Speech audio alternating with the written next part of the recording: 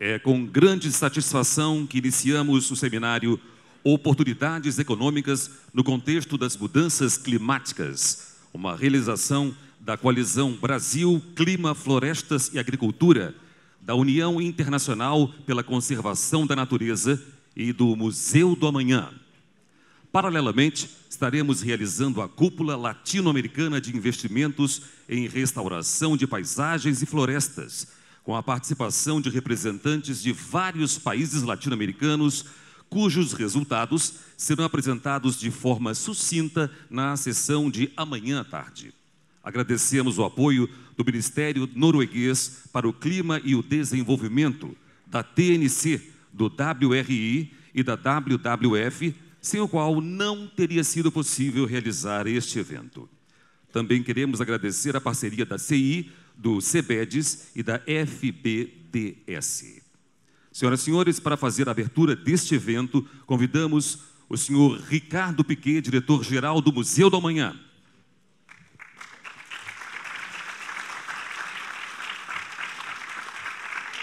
O senhor Roberto Vac, representando a Coalizão Brasil, Clima, Florestas e Agricultura.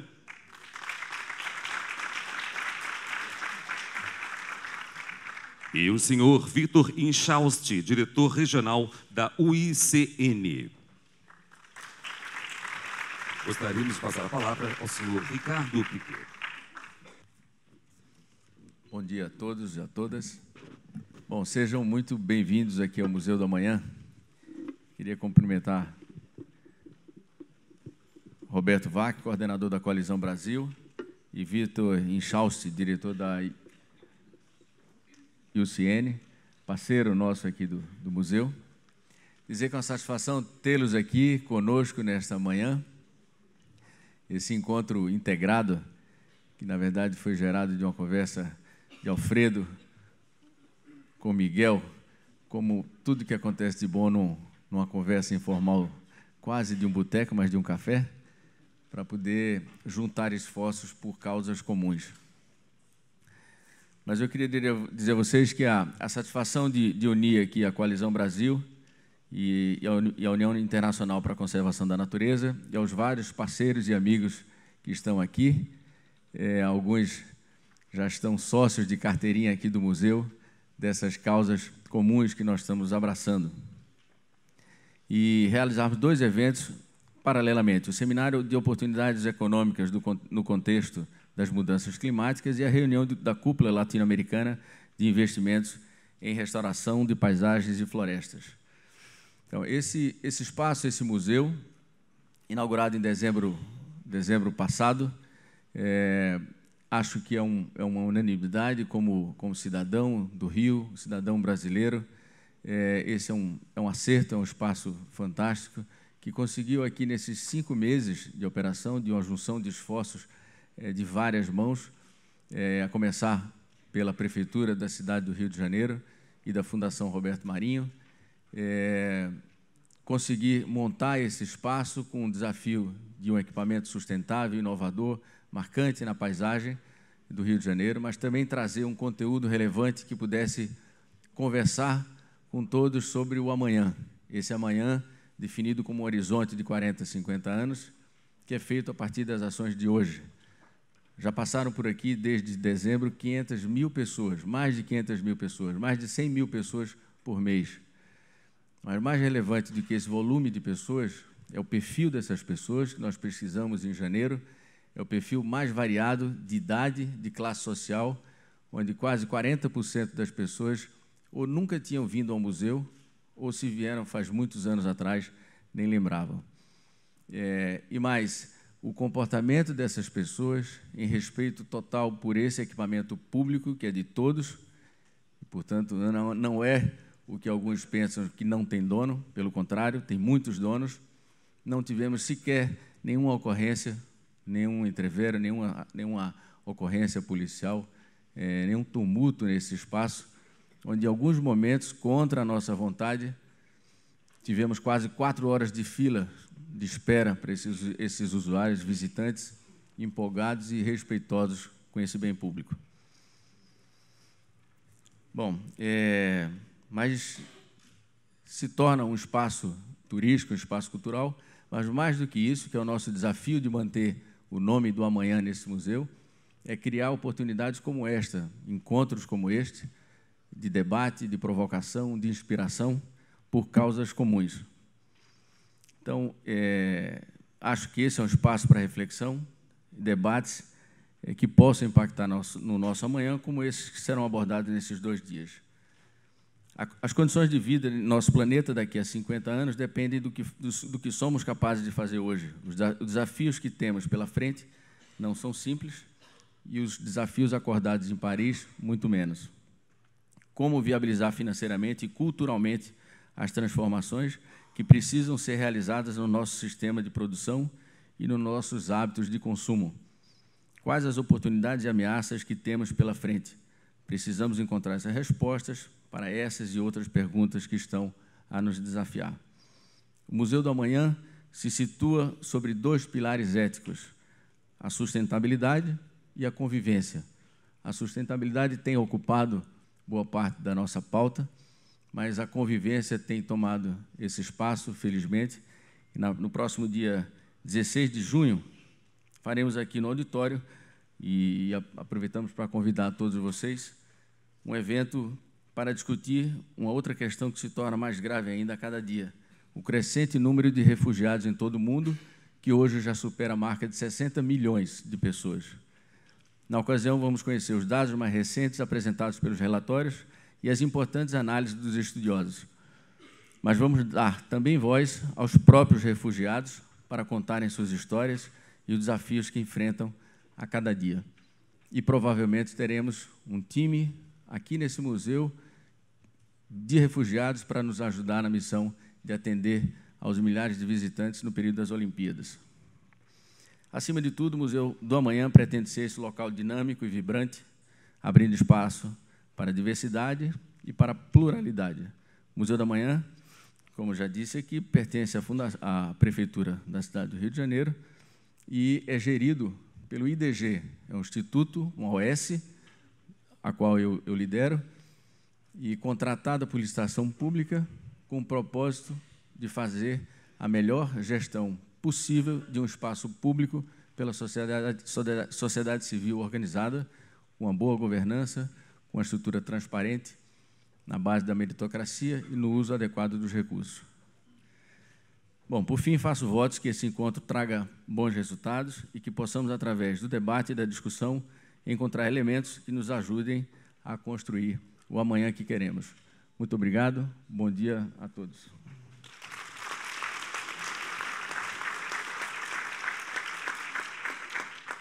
Com a palavra o senhor Roberto Wag.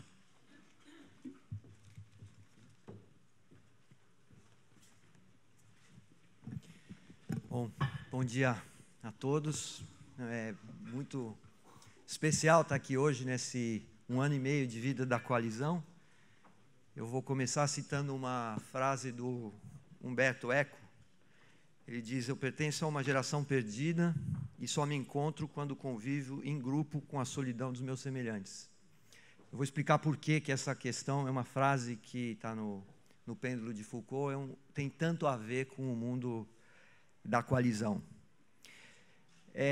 De alguma maneira, alguém duvida que saber com precisão como a Terra vai ser utilizada é algo que veio para ficar, uma tendência clara.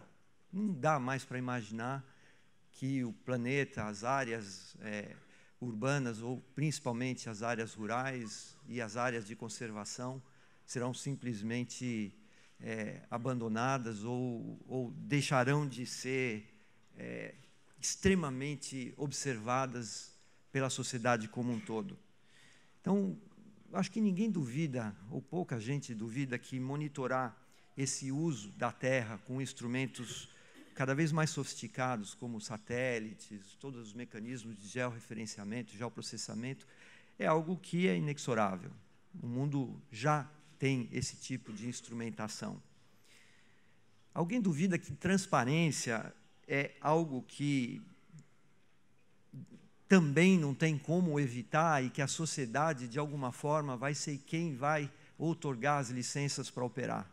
É muito difícil a gente imaginar que daqui para frente transparência não vá ser cada vez mais um elemento fundamental no nosso dia a dia e que, exatamente por conta dessa transparência, o direito de operar será cada vez mais forte e nas mãos da sociedade como um todo.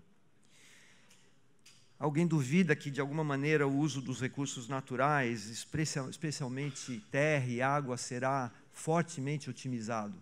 Não tem sentido o desperdício de recursos naturais como esses, né? Alguém duvida que a integração desses recursos, saindo de dentro do que acontece na porteira das propriedades, dentro do mundo da cerca das propriedades, será cada vez mais integrado com o entorno? É inevitável que as organizações estejam expandindo as suas fronteiras e o impacto do que elas fazem tem cada vez mais relevância e é cada vez mais interrelacionado com o entorno. Alguém duvida que tudo que foi amplamente desperdiçado, como a terra, recursos naturais, subutilizado, terá que ser, de alguma maneira, restaurado? Então, esse conceito de que a gente não vai poder mais conviver com o desperdício, me parece também completamente evidente.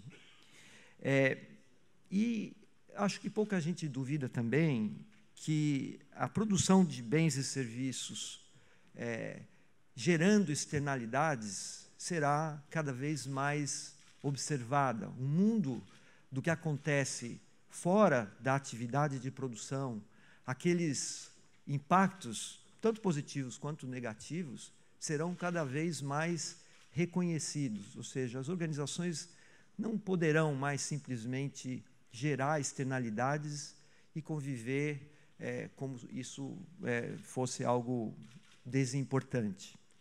E, finalmente, exatamente porque aquelas organizações terão as suas externalidades cada vez mais monitoradas, o reconhecimento das externalidades positivas será cada vez mais fortemente observado na sociedade. Então, eu acho que tem alguns elementos que eu classifico como algumas tendências, me parece ser bastante fortes. É óbvio que muita gente ainda duvida disso tudo, não tem muita dúvida sobre isso. Mas parece claro também que aqueles que não duvidam são cada vez mais relevantes, mais articulados e politicamente mais fortes. E a coalizão nada mais é do que isso. É uma articulação daqueles solitários lá que o Humberto Eco menciona e que se encontram dentro das suas realidades para aprender no seu dia a dia, nesses últimos 18 meses, como lidar com esses elementos que parecem absolutamente claros com relação ao caminho que a humanidade e a civilização está seguindo. E esse convívio desse grupo fragmentado, antigamente ou anteriormente fragmentado, ele tem sido extremamente produtivo, extremamente prazeroso, né? E tudo indica que de alguma forma, esse convívio proporciona uma pavimentação dos caminhos que foram, de alguma forma, sinalizados em Paris.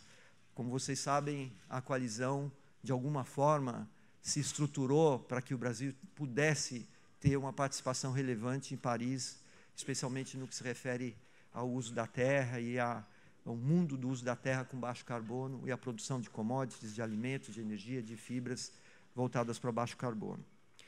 A afirmação, para mim, a afirmação mais importante de Paris foi da Cristiana Figueires. Ela diz que o sinal está acima do ruído. O sinal de que o mundo caminha para uma economia de baixo carbono está mais do que dado, é evidente. Mas a gente vive um momento de muito ruído, de como esse sinal vai ser construído. O grande desafio do momento não é mais discutir se o mundo vai ou não vai caminhar para uma economia de baixo carbono. Vai ser como a gente vai sair das plataformas de tecnologia vigentes, fundamentadas especialmente em combustíveis fósseis, para uma situação em que o carbono será um elemento fundamental no desenho das tecnologias que estão sendo ainda consolidadas. Esse momento em que há duas situações tecnológicas convivendo gera muito ruído, mas acho que tem muito pouca dúvida de que o caminho, o sinal de que a economia vai em direção a menor emissão, ou pelo menos grande atenção à questão das emissões, está mais do que dado.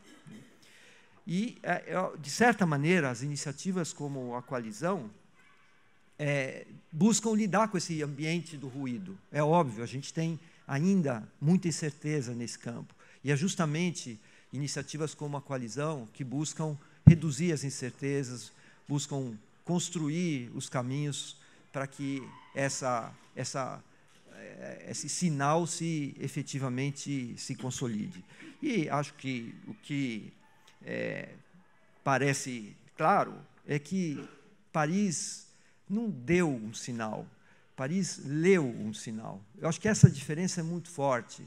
Claro que teve uma articulação muito importante, mas acima de tudo, grande parte da sociedade já estava dando sinais de reconhecimento de que o mundo caminha para uma plataforma, para um ambiente de tecnologias diferentes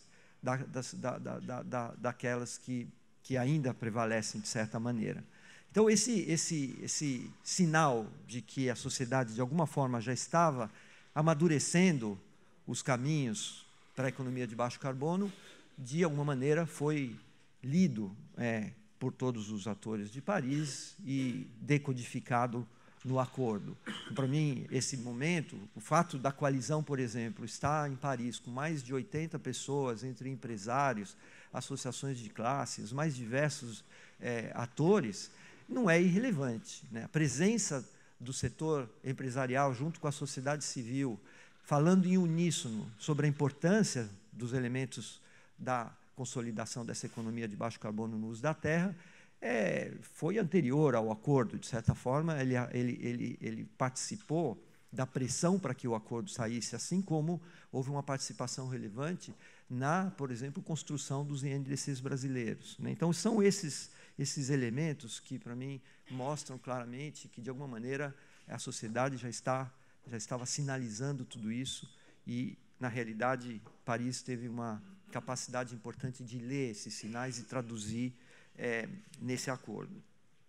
Então, eu acho que esse convívio dos solitários, né, e dos semelhantes é algo que parece evidente. Aqueles grupos fragmentados, cada um com a sua bandeira, na maior parte das vezes até com grandes conflitos, se encontraram num ambiente em que parece, claro, que há oportunidades muito interessantes a serem desenvolvidas. A Coalizão hoje envolve mais de 130 organizações do mais diverso espectro organizacional, empresas, sociedade civil, associações de classe, indivíduos, e a Coalizão nada mais é do que um fórum contínuo de aprendizado, de prática, tentando, de alguma maneira, sinalizar que a interdependência é muito mais poderosa do que a dependência.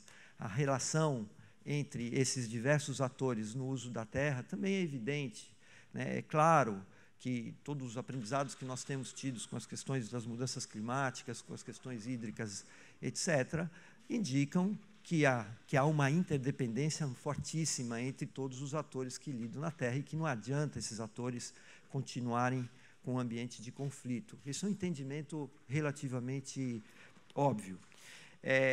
Esse movimento, né, a Coalizão não é uma ONG, a Coalizão é um movimento, e esse é um movimento altamente complexo, que pressupõe aprender o que significa governança multi-stakeholder, aprender a conviver com a necessidade de ter flexibilidade, de convívio com a surpresa permanente de que oposições radicalmente diversas, às vezes, são extremamente importantes para que um terceiro caminho apareça e que ninguém imaginava que pudesse aparecer.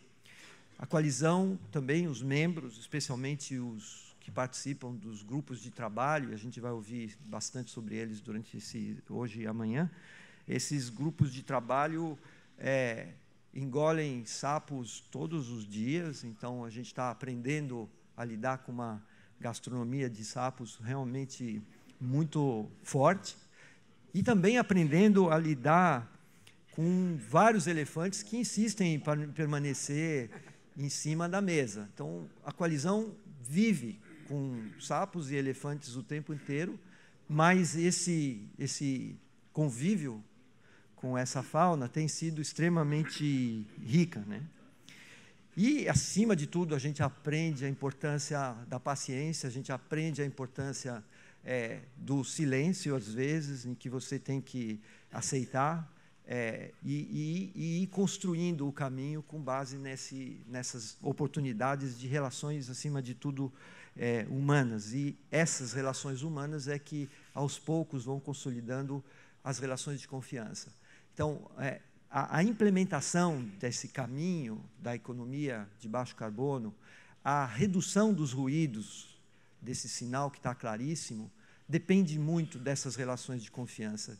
E as relações de confiança só se consolidam através desses banquetes aí que a gente tem no nosso dia a dia para discutir como conciliar visões de mundo, às vezes um pouco diferentes, mas, acima de tudo, caminhar nesse campo comum. Então, vou voltar, terminando um pouco para alguém duvida do início, e parece que a gente tem conseguido consolidar algumas questões relevantes, e a gente vai ver isso durante esses 2 dias.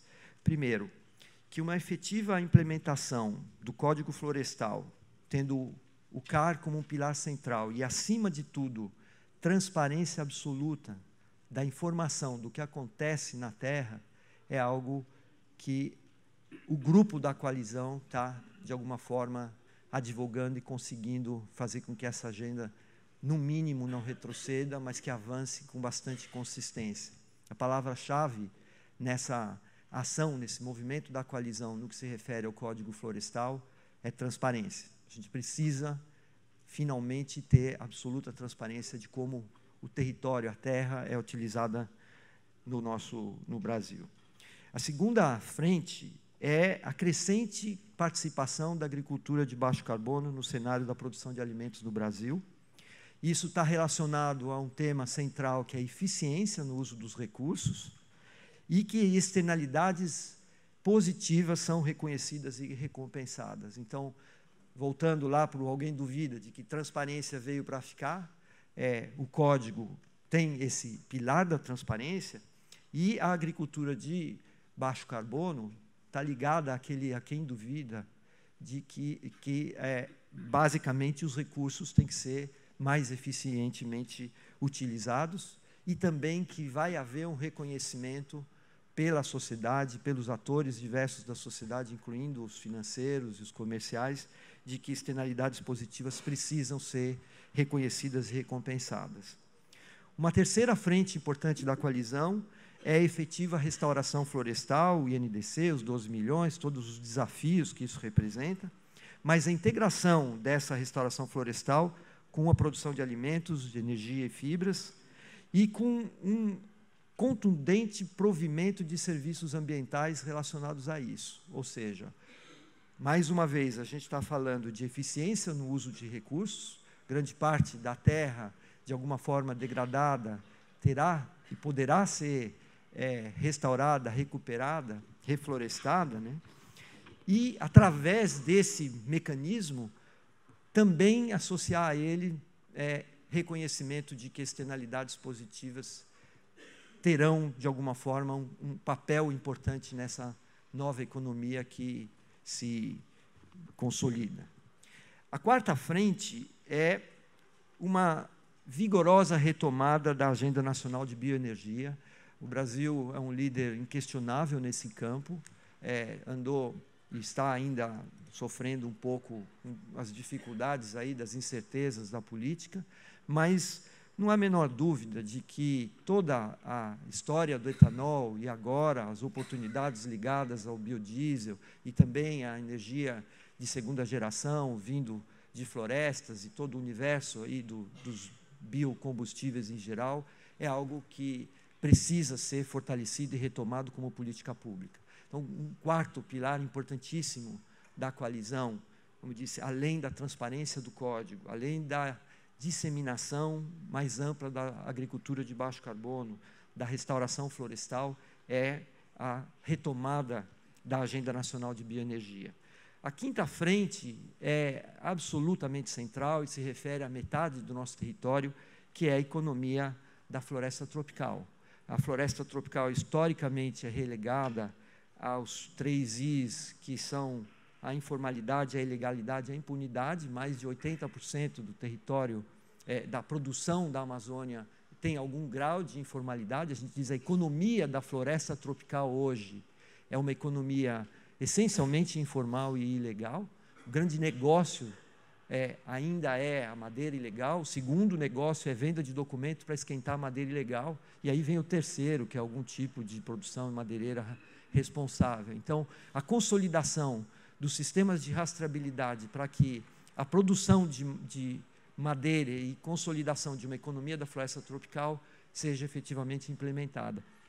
Isso, mais uma vez, tem a ver com a eficiência no uso dos recursos, o reconhecimento de externalidades positivas e a recompensa por essas externalidades.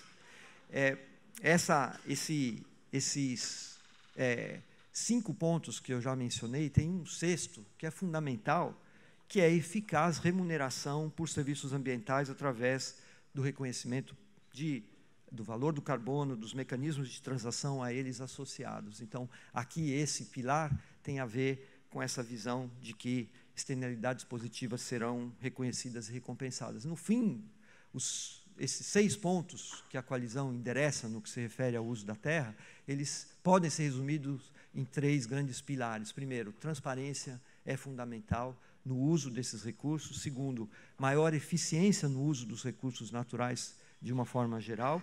E terceiro, o reconhecimento pela sociedade de externalidades positivas. Obviamente, as externalidades negativas deverão ter os diversos mecanismos para que sejam evitadas, mas, acima de tudo, o reconhecimento de que as externalidades positivas são reconhecidas, né, são validadas ou valorizadas pela sociedade.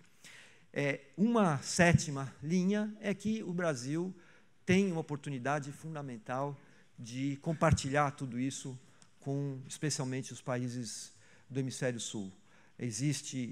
O Brasil conta com um conhecimento tecnológico e experiências bastante relevantes nesse campo, e há uma oportunidade muito grande de que o país ocupe um espaço importante na disseminação dessas tecnologias. Essa situação da cooperação Sul-Sul, que é o 7º pilar da coalizão, que a gente vai ouvir um pouco também, ele recebeu a atenção clara do Hemisfério Norte, de vários atores do Hemisfério Norte, entre eles a própria ONU, a FAO, várias organizações, que veem nessa iniciativa que a gente está falando hoje aqui, uma oportunidade para que essas tecnologias sejam amplamente disseminadas para o mundo todo.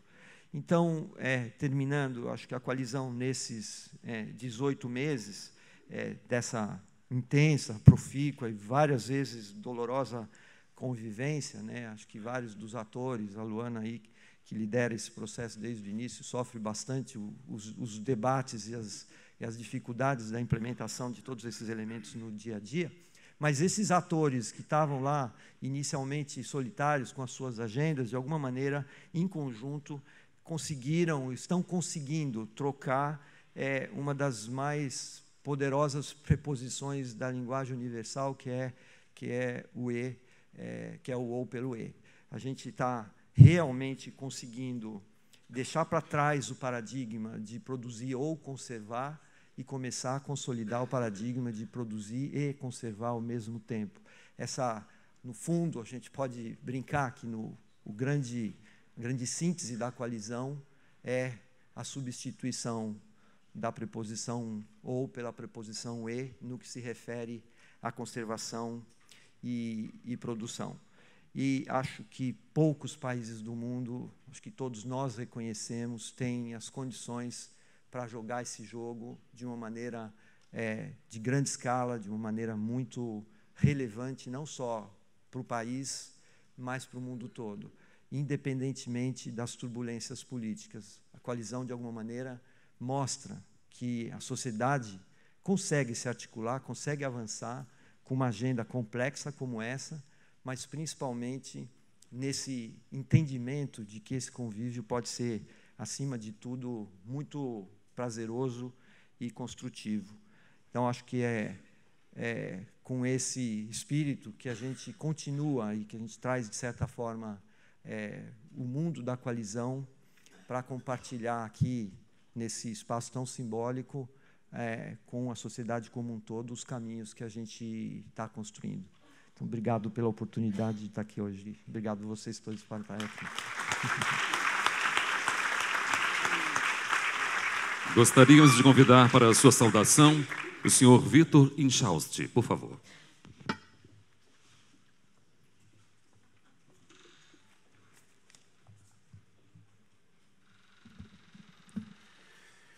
Muy buenos días a todas y a todos. Es un placer estar acá en este hermoso país. Mi nombre es Víctor Hugo Inchausti, soy el director regional de la Oficina para América del Sur de la Unión Internacional de la Conservación de la Naturaleza, y agradecer mucho al museo y agradecer mucho a la coalición por este camino que hemos emprendido y este proceso en el que hemos llegado, y más que nada agradecer a todos y a cada uno de ustedes por estar aquí, por el interés, porque ningún foro funciona si no hay el interés y el tiempo que se están tomando para estar acá con nosotros. Y veo muy sorprendido de que casi nadie está usando traducción para el español, entonces todos son perfectamente bilingües y bueno, es una pena que mi portuñol es muy básico, por eso no me atrevo a fingir y a mentir que hablo portugués, porque no lo hablo, pero voy a continuar en español y espero que puedan entenderme. Si alguien necesita los equipos de traducción me avisan, si no porque tenemos esa colaboración, y agradecer mucho por eso. Muchos de ustedes han escuchado acerca de la Unión Internacional de la Conservación para la Naturaleza. Muchos de ustedes nos hemos encontrado en el camino, trabajamos juntos en diferentes momentos, en diferentes escalas. Agradecer la presencia de algunos colegas que son miembros, parte de organizaciones de esta gran unión que fue fundada en 1948, que por el momento tenemos más de 1.300 organizaciones que pertenecen a esta unión. No es una organización monolítica, es una organización diversa con todos los países del mundo, trabajando en todos los continentes, con diferentes oficinas, con diferentes estructuras, y además de tener esta cantidad de miembros, que ahora voy a explicar un poco cómo está compuesta, tenemos más de 15,000 expertos en todo el mundo, divididos en 6 comisiones que trabajan en temas como derecho ambiental, que hace unas semanas tuvimos el primer Congreso de Derecho Ambiental acá mismo en Río. Tenemos en educación, en áreas protegidas, en especies. Entonces representamos y coordinamos y trabajamos, como lo decía, en ese camino difícil de integrar las ideas, de poner una mesa donde podemos conversar. Y cuando digo de poner una mesa y podemos conversar, estoy hablando de que en esta unión, que es diferente en general, tenemos estados miembros, es decir, países que son miembros como país. Tenemos organizaciones público-privadas como institutos de investigación. Solamente en el Brasil, para dar un ejemplo, el Instituto Chico Mendes es miembro de la Unión, Jardín Botánico de Río, solo como ejemplos de la diversidad, y muchas otras organizaciones internacionales o vinculadas a organizaciones internacionales, son miembros nuestros, pero también tenemos organizaciones indígenas, también tenemos academia, también tenemos organizaciones que representan a municipios dentro de nuestra membresía. Entonces es muy diverso y creemos que solamente conversando a los diferentes niveles vamos a poder hacer cambio. Trabajamos mucho en las plataformas. Yo pertenezco al secretariado, que es la instancia de la unión que permite el desarrollo de nuestro programa, y nosotros tenemos un programa cuadrienal, anual. No voy a entrar en los detalles de lo complejo de la gobernanza de una institución de esta naturaleza. Podemos decir que es cuasi parlamentaria, donde tenemos una casa de Estado y tenemos una casa de la sociedad civil, donde tenemos esta interacción y nos reunimos cada 4 años. Este año nos vamos a reunir nuevamente para hablar de nuestro programa, es donde todos los miembros deciden qué vamos a hacer los próximos 4 años, cuál es la dirección estratégica que vamos a tener y cómo logramos construir. Es el mismo desafío que tenemos ahora en esta conversación. Está muy claro, tenemos caminos, conocemos las tendencias, sabemos hacia dónde vamos, pero cómo empezamos el cambio, cómo todos y cada uno de nosotros influimos en el cambio. Y es muy importante indicar de que si bien la unión, ¿qué es lo que a uno lo enamora de la unión? Es esa visión que dice un mundo justo que conserva y valora la naturaleza. Cuando dice un mundo justo, habla de todo lo que es la justicia social, la justicia climática, y es muy importante para nosotros que somos una organización que en nuestro corazón, nuestra visión básicamente es conservación de la biodiversidad, pero está basada en el desarrollo. La base del desarrollo es conservar la naturaleza, es la base de todo en esta tierra. ¿Y cómo lo hacemos? A través del programa que ya mencioné, que tenemos un componente básicamente de conservación de biodiversidad, un componente de gobernanza que es muy importante, y al final, ¿cómo lo logramos? ¿Qué soluciones buscamos? Soluciones basadas en la naturaleza, pero que estas soluciones van a aportar y son parte del desarrollo de nuestras sociedades. Es muy importante lo que vamos a hablar en estos días y queremos que sea eso, una conversación, no que ustedes oigan, estos primeros minutos van a oír, pero creemos que es muy importante la participación de todos. Es cómo las estrategias de restauración se unen a otras estrategias.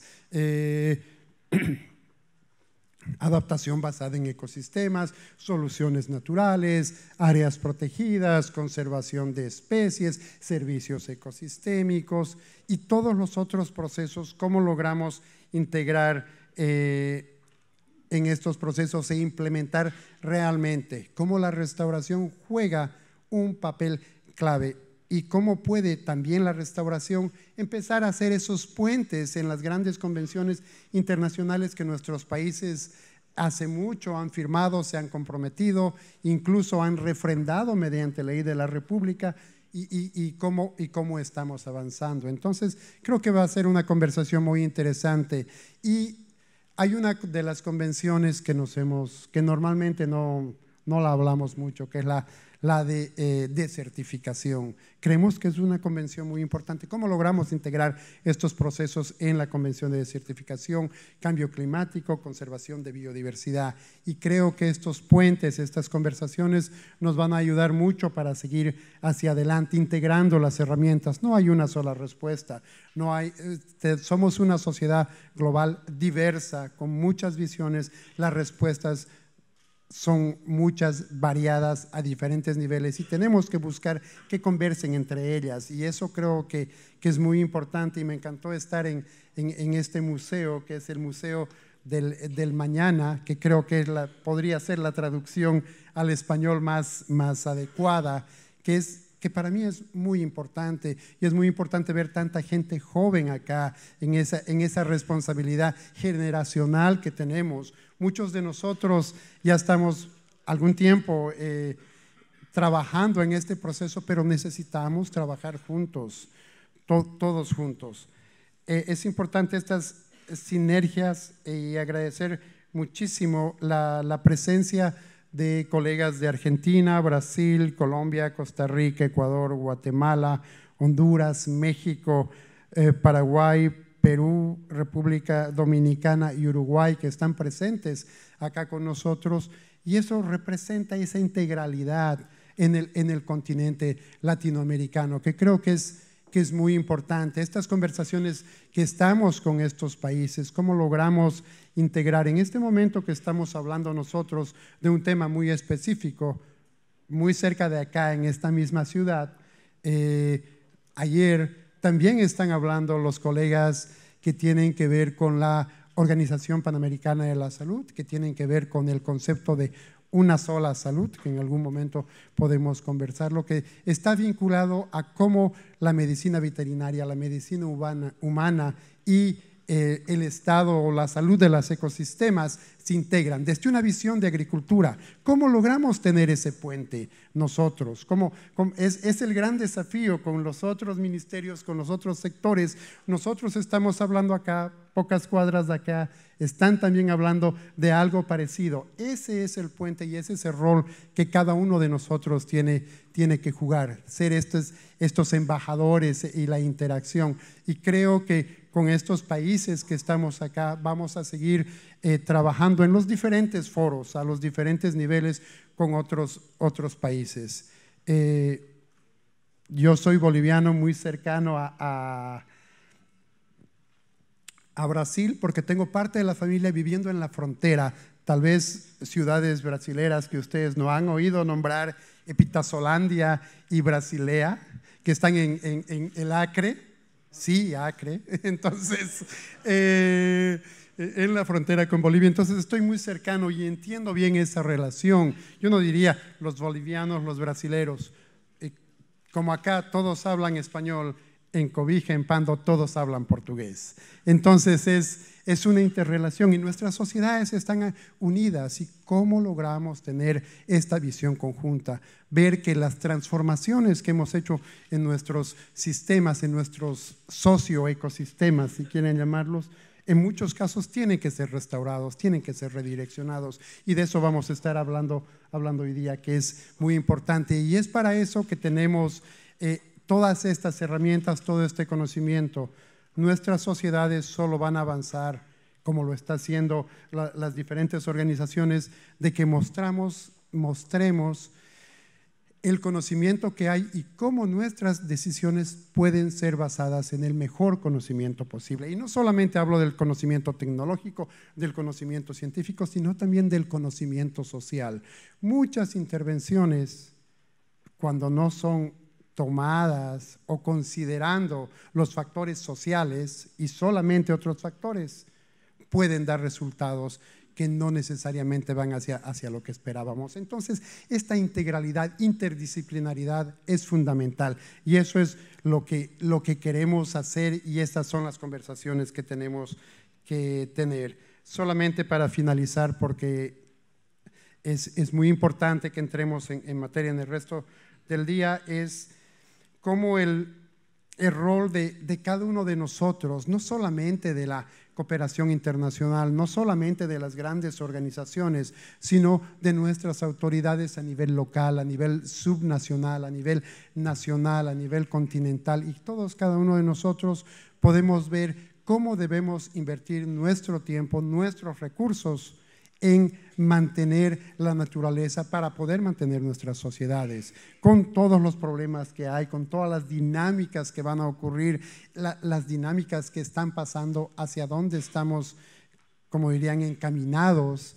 Y es muy importante que este rol de conversar, de ver sinergias, de no duplicar, de fortalecer procesos es muy importante. Deseo agradecer especialmente a nuestros colegas de la cooperación noruega, NORAD, CIF, WRI Brasil, el Museo, la Coalición de Brasil, Clima, Bosques y Agricultura, a nuestros colegas de TNC, de Nature Conservancy, World Wildlife Fund, la Fundación Brasileña para el Desarrollo Sostenible, el Consejo Empresarial Brasileño para el Desarrollo Sostenible y todas las organizaciones miembros de la Unión, todos los especialistas miembros de la Unión y especialmente a todos y cada uno de estar con nosotros estos 2 días. Muchas gracias.